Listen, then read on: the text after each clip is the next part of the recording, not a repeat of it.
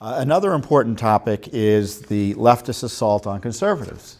We see it with the attacks on Fox News and the boycotting of Tucker Carlson because of jokes he made to a radio host, 10 years ago or so.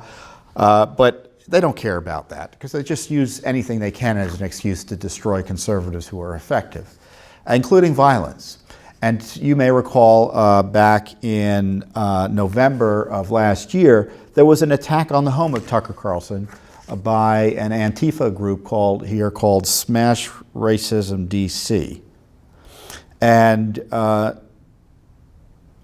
Tucker was at home at the time reportedly, and his wife was in fear for her life and locked herself in the pantry. I mean, that's how bad it was. Now, we asked for the police report and obtained it. Now, of course, you would think the media would be interested in this, right? No, but Judicial Watch is the one trying to figure out what went on there.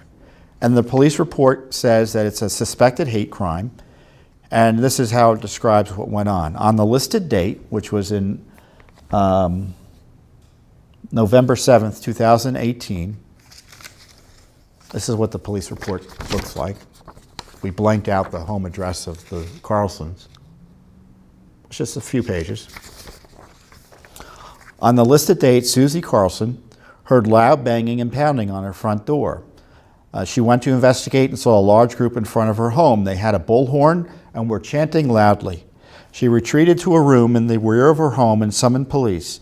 MPD, Metropolitan Police Department for DC, arrived on scene and found a group of approximately 20 people. It was discovered that unknown persons spray-painted an anarchy symbol on the driveway. There were also signs left on the vehicles parked in the driveway, as well as a sign left on the front door of the home. The signs made reference to Tucker Carlson's political affiliation. The report classifies the incident as suspected hate crime and the hate bias motivation being anti-political. Although the report says that 6 handwritten posters were seized as evidence, a handwritten note also, the report says that they seized that as evidence and says that there's a handwritten note included. The report says that the suspected group that did this, as I said, was Smash Racism DC. So Carlson wasn't, quote, merely targeted by protesters. His home was violently assaulted, terrorized, and his home was vandalized. And you know what's not in this report? No one was arrested.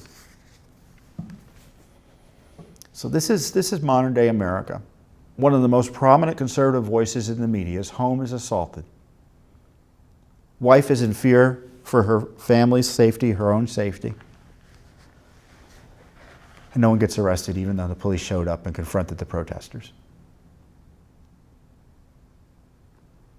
And what's even more decrepit and corrupt, it's Judicial Watch that's telling you about this.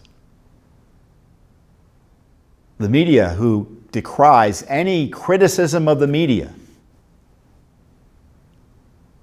is virtually silent and uninterested on an attack on a media figure like Tucker Carlson.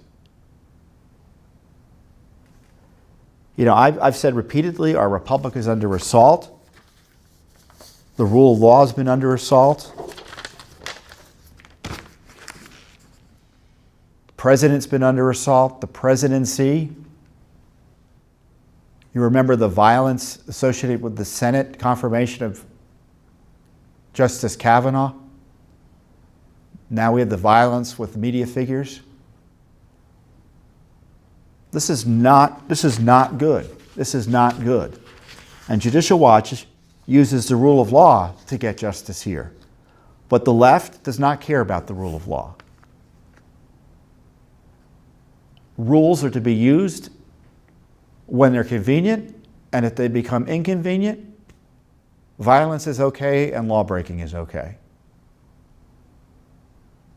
And that's what Judicial Watch stands against.